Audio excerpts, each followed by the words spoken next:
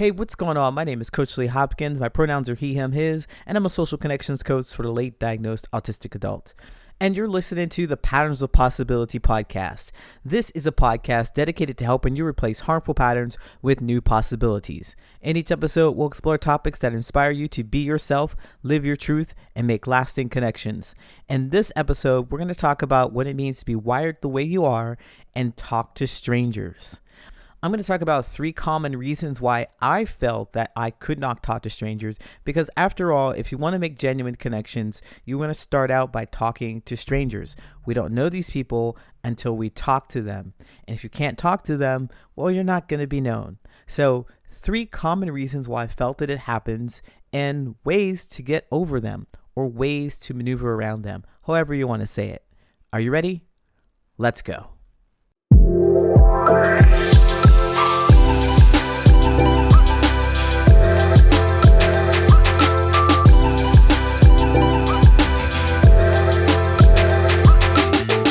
You're afraid to talk to somebody new because it's stranger danger. They're going to hurt you. They're going to say something rude. They're going to dismiss you. They're not going to understand you. It's awful why put yourself through that. But you also seek genuine, authentic, real, close connection. And how else are you going to get it? The people around you, maybe the people you know already, you don't have that level of connection with them, and you seek something else. And this phenomenon right here, this fear of talking to strangers, this fear of connecting with other people, keeps us stuck. It's kept me stuck for many years. I was afraid to actually talk to new people because I was certain that they would do all the things I listed before. They would dismiss me, they would ignore me, they would make fun of me, or worse, they would not understand me. And, because I had no idea that I was autistic, and the way I communicated it was strange or robotic to people, I was stuck. It's either stay where you are and be with the people you already know and already feel dismissed, ignored, misunderstood, or meet new people where you can potentially have the same thing happen. Well, the devil you know is better than the one you don't know. In my case, that's what I always wanted to do. So I don't blame you if you feel this way either, because it's safer. It really is. It's safer. You don't want to, there's so many phrases for this, jump out of the frying pan into the fire. You don't want to do that, right? You don't want to feel that new pain. So you stick to what you know. And like I said, I definitely don't blame you if you're feeling this way. You're used to being misunderstood. You're used to masking. And the new rejection is going to hurt a lot more. You already know it. You already feel it in your bones. You're already rejection sensitive.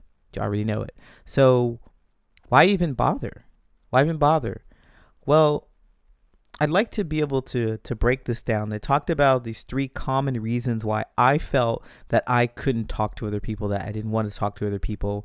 And the first one is fear of vulnerability. Because I like to label these things. I love labels, so I like to label them. Fear of vulnerability.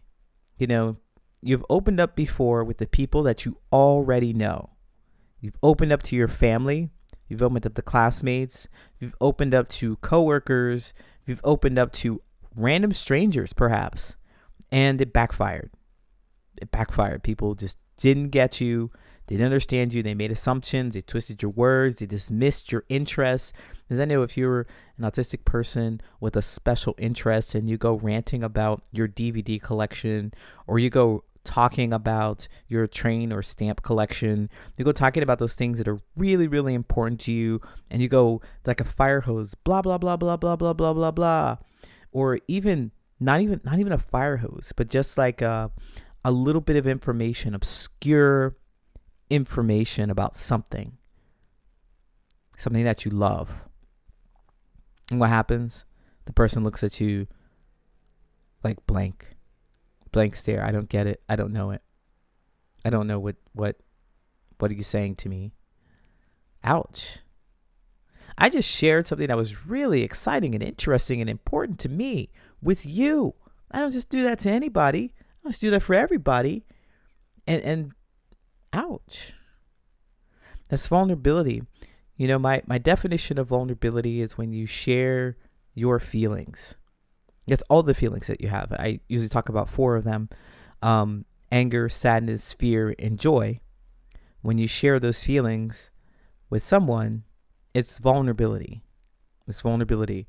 So you shared this really joyful, exciting thing with you and you got hurt. And it's happened to me so many times.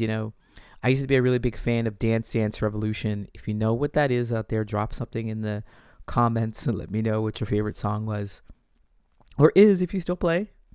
But I used to drive hours to play on a different machine, and I would take pictures of my scores, and I even helped lead a boycott to get the Dance Dance Revolution machine price changed.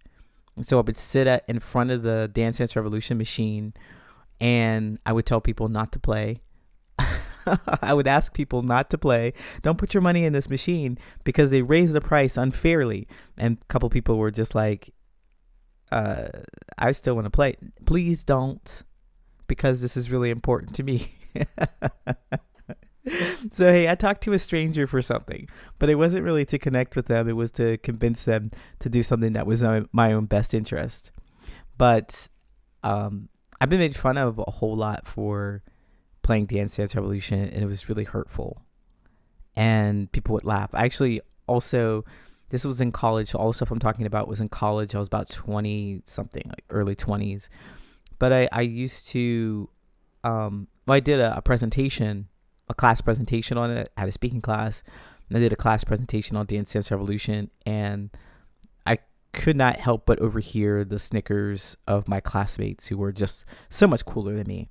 But anyway, that's how you get to not like people. That's how you get to not like talking to strangers, because holy moly, they didn't get me. So the fear of vulnerability. The second thing that will keep you stuck, that will keep you not talking to other people, is the past hurt or rejection.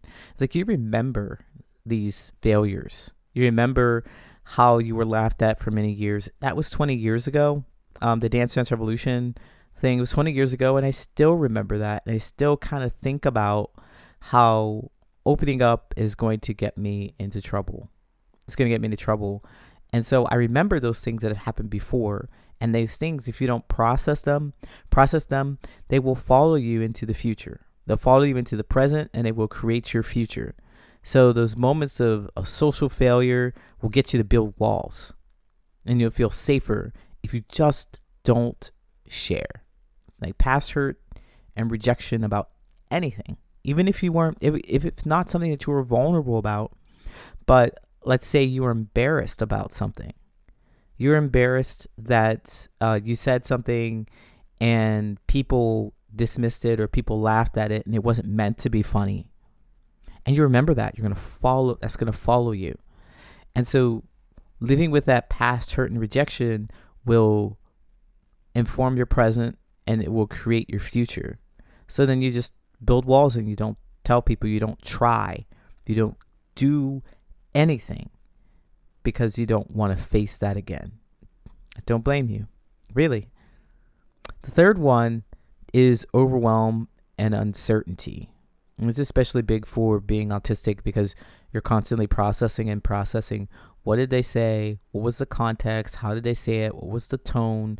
What do they mean? Is there some underlying meaning? Did I miss a cue? What do I say back? How do I say it back? How do I say it in a way that's inviting or interesting, or whatever kind of reaction you're trying to get out of them? How do I just sound cool? What are the things that I need to say? I don't want to offend them. I don't want to shame them. I don't want to do anything like that. So what do I say? And your brain goes into overload because you're processing and you're uncertain about what to say.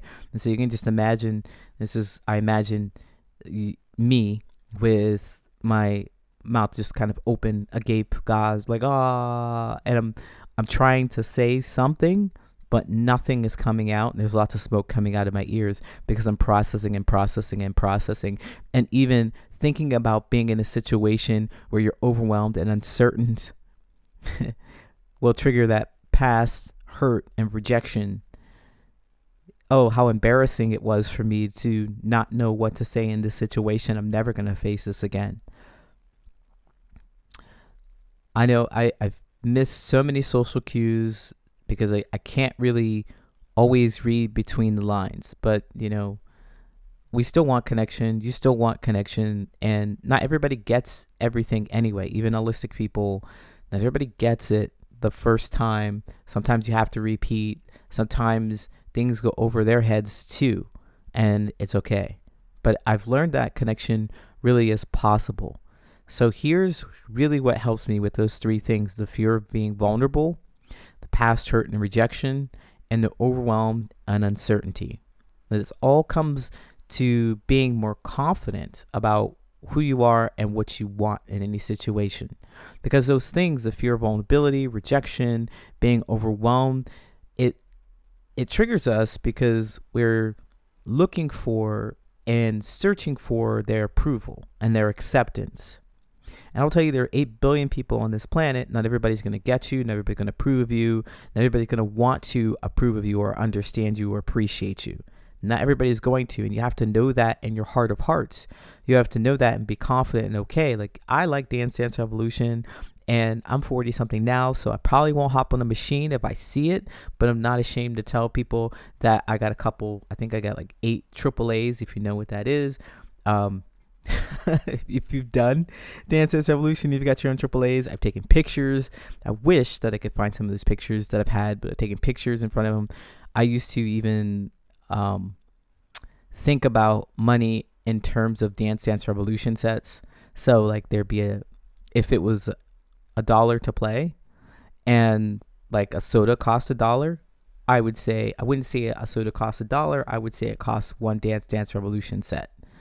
And my laundry to do wash and dry was 3 Dance Dance Revolution sets, and so on and so on. You get it. But I'm not ashamed. The point is, I'm not ashamed to tell you that. And if people were to laugh in my face about this thing that I really enjoyed and I loved, then I just simply know that they're not the right people for me. I simply know that. So the confidence of knowing who you are and liking yourself really is the foundation of making this change to be able to talk to strangers. So another thing that helps me is being curious. So I like to connect with people, but I want to give it some direction. I need to give it some direction for connection. So I talk about this in my coaching. When I go through this, we talk about conscious conversation. That is, we don't just talk for the heck of it. We don't talk because of the weather. We don't talk about the weather unless we're passionate and interested about the weather. We talk about something that's important and interesting to us, and we want to talk to other people about what's important and interesting to them too, so that we can see if we can get this connection with them, right?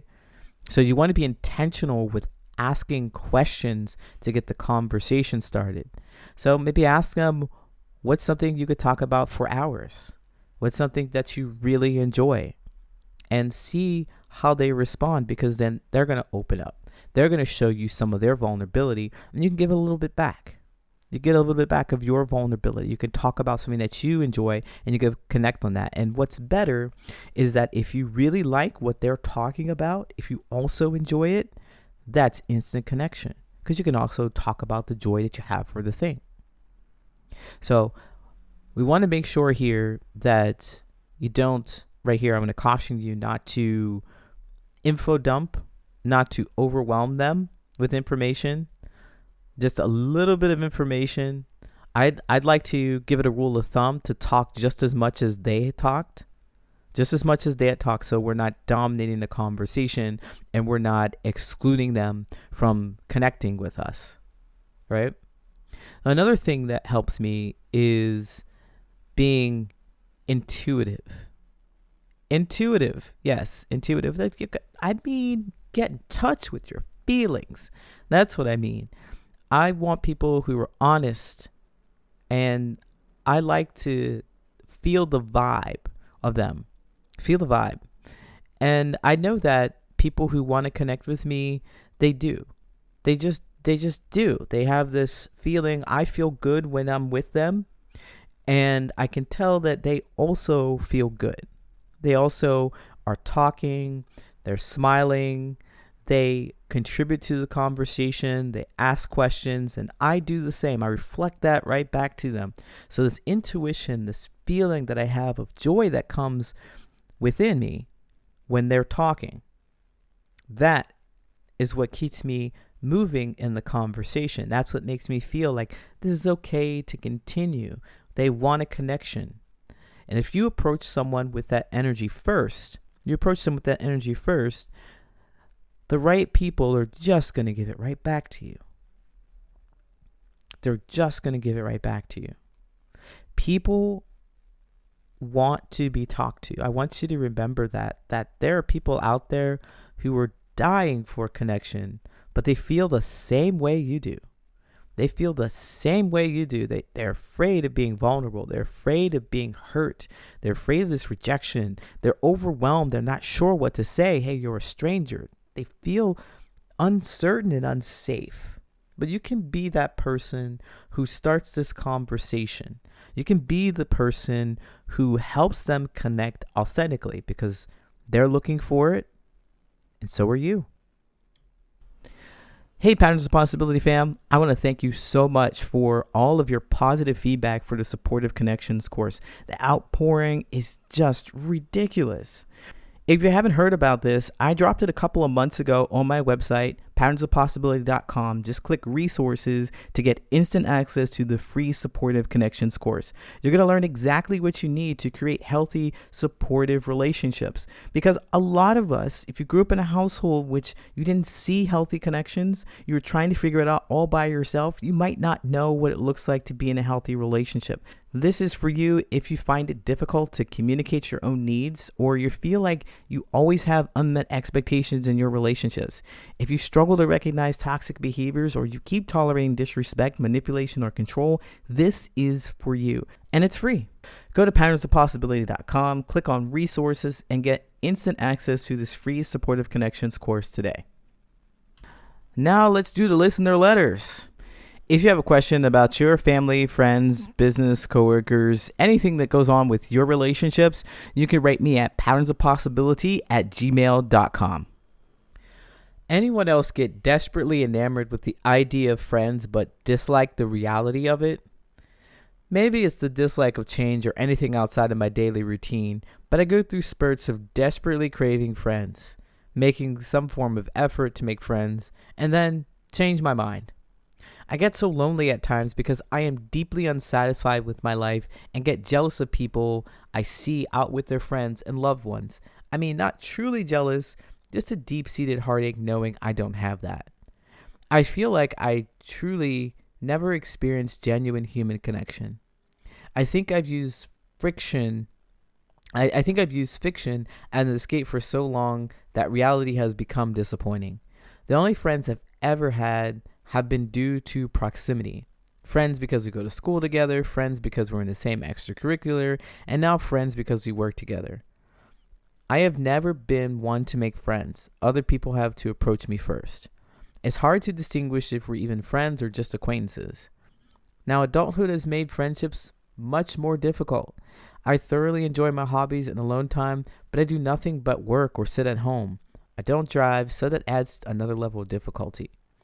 I've tried Bumble BFF so many times, but I'm still unable to connect. I just end up not answering any messages because it's too much work. I do not trust easily, but I want to share. I crave that companionship and intimacy without having to build it. I don't think there's a human alive that is capable of being what I want. It's not an issue with anyone else, it's just me. But it's still hard to feel so lonely but not want to be around anyone. I have my family and my partner, and I love them, and I'm immensely grateful for them, but it's not the same as having a friend. I have no one else to talk to, and even if I did, I don't know what to say, so I don't know what to do. Wow. This is super deep, right? I appreciate this writing here because I think a lot of people relate to this, and I even relate to it when I was back in my 30s, something like that, late 30s, um, struggling to connect with people, really particularly not wanting to make the effort, even though I got invited to some events through work. So it was just proximity. I knew people at work and they were having a big old thing on some people on my team or some people that I routinely talk to just because we work together. And they would just like invite Lee along. Lee's from, this was back when I was living in California. Lee's from Ohio. Lee doesn't know anybody. Let's invite Lee along. And then Lee, me, I would find some reason not to go. Find some reason not to go. Because it was so hard to. I digress. I had all those feelings come up. But seriously, I know what it feels like to be in this situation and not want to go out or not sure how to. And this is what this episode is about. This is this vulnerability. It's really being afraid to connect with other people or feeling like it's just too much work. And I'm going to tell you that relationships, the kind that I'm talking about, the deep relationships where you have an authentic connection, they are work because you're going to have to give up some of your alone time. But really, some of that alone time is not fulfilling. It really isn't. You are doing your things, just single, I don't know, puzzles came right to mind. I like to do puzzles by myself. So you're doing whatever it is that you do, your single alone activity, and you're rejuvenating and you're connecting with yourself, but only to a certain point. Like some of that time, you're going to start to wish that you had somebody to talk to. Like this person is talking about fantasy books or reading fantasy, that it would be great. You read books solo, but they're book clubs for a reason, right? Everybody reads their book on a schedule or whenever, and then they talk about it together. That's the connection. But you don't have anybody to share your joy with. You don't have anyone else to share the sad things or troubleshoot some of your problems with. Maybe you have a problem with your partner and you don't have anyone to talk to because you hadn't made the effort to get someone to know you. And that's really the key to creating these meaningful relationships, is getting someone to know you.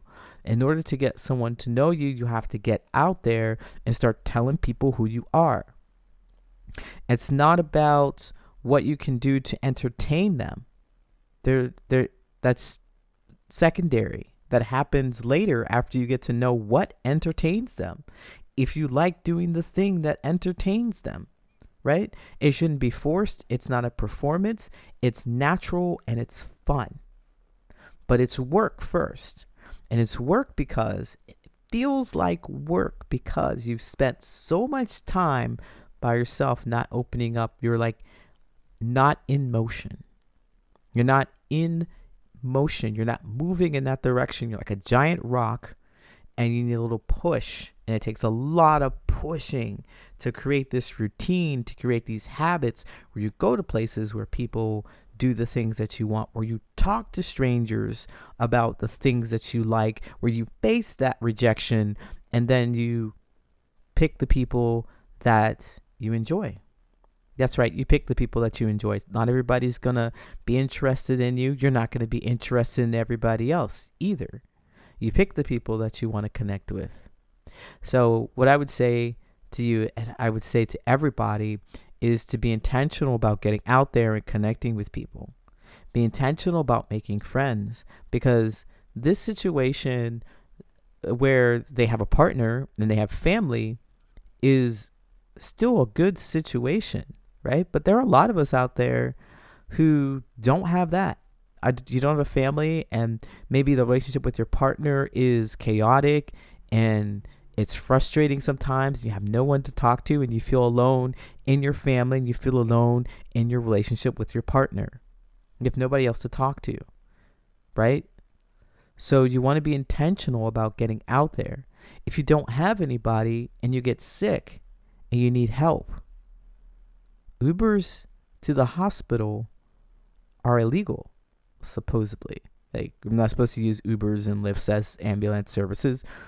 But, if you don't have anything else, then that's what you have. You don't want to wait until you get in a position where you're absolutely desperate and you need somebody, anybody. You don't want to wait until you get into a position where you're absolutely so lonely.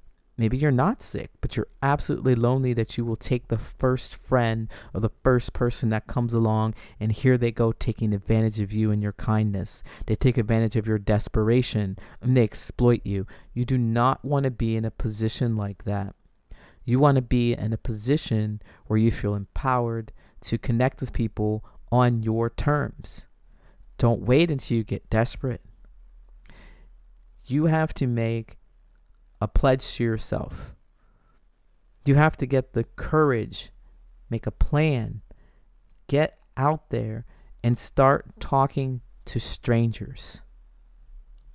And finally, I appreciate you being a listener. If you got something of value out of this podcast, please share it with other people and leave a 5-star review on your favorite listening app. We'll see you next time. Take care.